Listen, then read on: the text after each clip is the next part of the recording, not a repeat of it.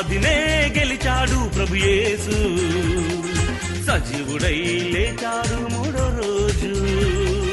సమాధినే గెలిచాడు ప్రభు యేసు, సజీవుడై లేచాడు మూడో రోజు.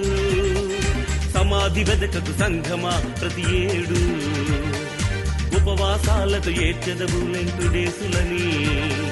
నీ కొరకై నీ పిల్లలకై అన్యులకై ప్రతి వారికై ఆత్మలు రక్షించుటకై నీవు కదలాలి.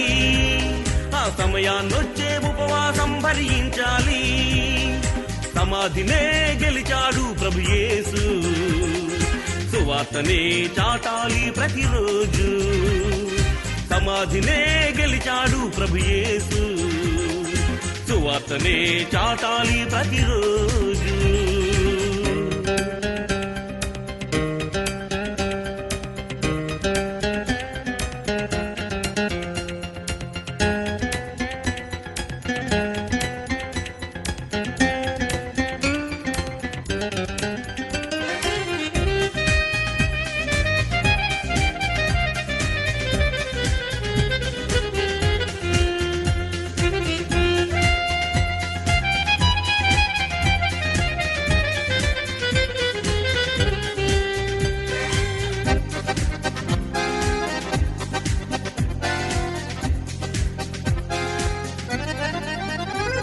మీరు ఉపవాసం ఉంటారు, మీ భోజనమేమో ఖర్చు కాదు. ఆ భోజనం వేరే వారికి పెట్టి వాక్యం చెప్పరు. బూడిద చల్లుక కూర్చొని గోనె పట్టలు కట్టుకుని నీరసంగా ముఖమును పెట్టి ఉపవాసాలే చేస్తారు. ఆ యూదులు చేసే ఉపవాసం క్రైస్తవులకది అపచారం. ఆ యూదులు చేసే ఉపవాసం క్రైస్తవులకది అపచారం. దేవుడు లేడని దుర్మార్గులకు దేవుడు ఉన్నాడని చెప్పాలి. పాప భారమను కాడిమ్రానుని మోసే వారిని కాపాడుటకై కదలాలి ఇంటి నుండి, కదలాలి సంఘాలన్నీ.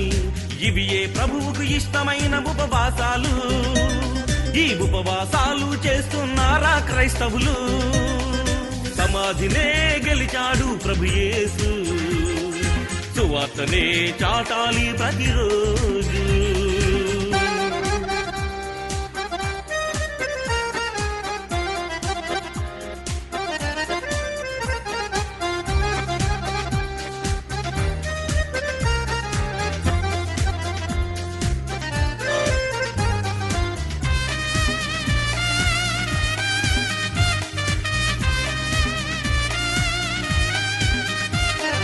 పాపుల కోసం ప్రభు యేసు సిలువను మోసే వేళలో, ప్రభు కోసమే ప్రజలంతా కన్నీళ్లు పెట్టే వేళలో.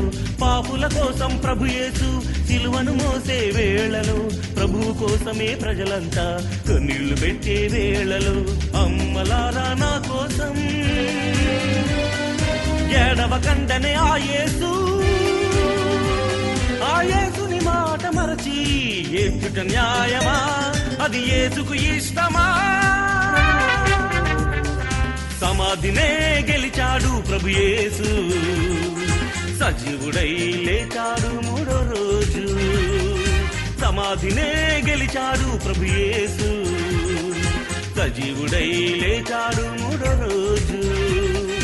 సమాధి వెదకకు సంఘమా ప్రతి ఏడు, ఉపవాసాలతో ఏడ్చెదవు లెంటు డేసులని. నీ కొరకై నీ పిల్లలకై అన్యులకై ప్రతి వారికై ఆత్మలు రక్షించుటకై నీవు కదలాలి. ఆ సమయాన్నొచ్చే ఉపవాసం భరించాలి.